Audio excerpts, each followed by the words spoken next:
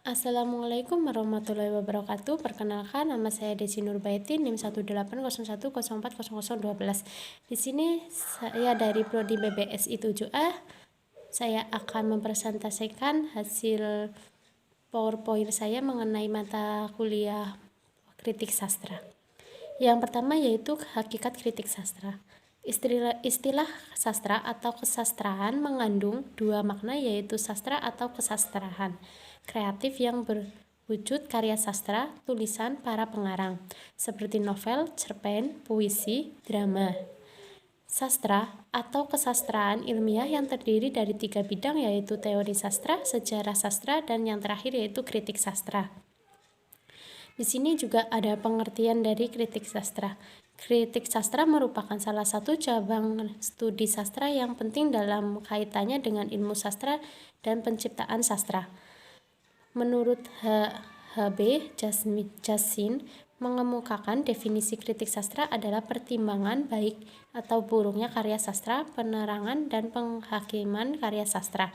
Berdasarkan definisi atau batasan tersebut di atas, jelas bahwa kritik sastra merupakan kegiatan penilaian terhadap karya sastra.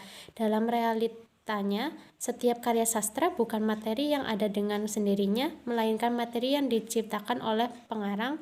Maka kritik sastra dapat mencakup masalah kepengarangan atau bersangkutan dengan hakikat karya sastra, atau pencangkupan masalah hubungan sastra dengan kemanusiaan. Meskipun perlu ditegaskan bahwa sasaran utama kritik sastra ialah karya sastra atau teks, bukan.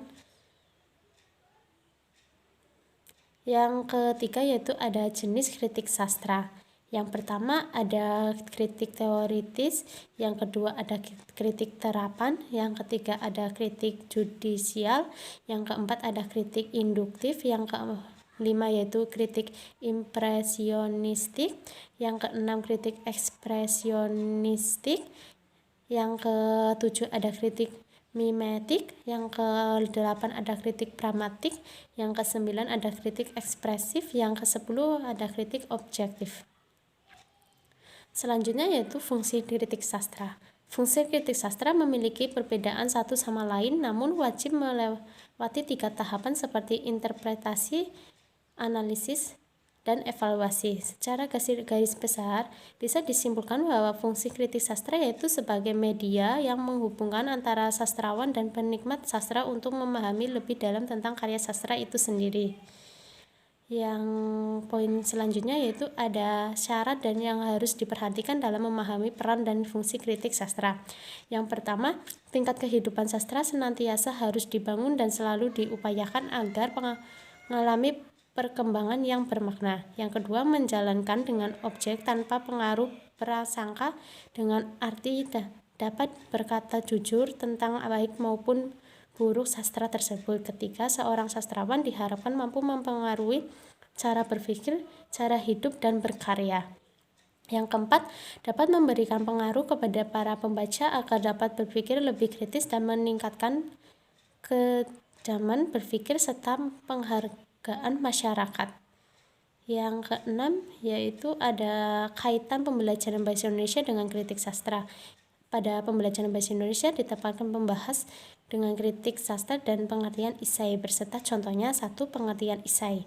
Pengertian isai adalah karangan prosa yang berisi pemandangan pribadi penulis mengenai sebuah objek atau fenomena.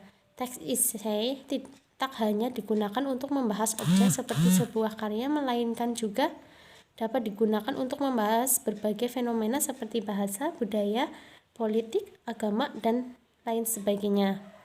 Yang